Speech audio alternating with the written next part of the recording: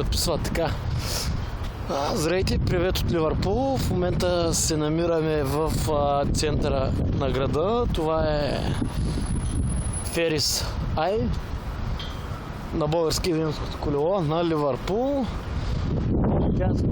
Се намира музея на Битълс. Бил доста скъп, частен, така че може да не се отиде там. В магазина може да се отиде, разбира се. Времето е стотиничко малко, но пък за сметка на това сме в центъра на Лондон. Времето не притиска, както винаги.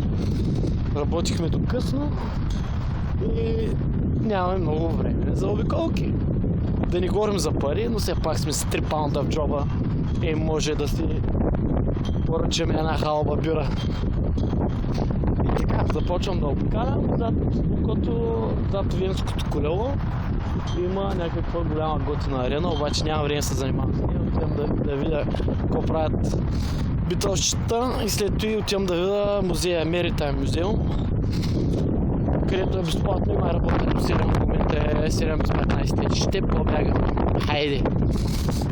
Сега това е, приятели. Всичко хубаво. Чао, чао!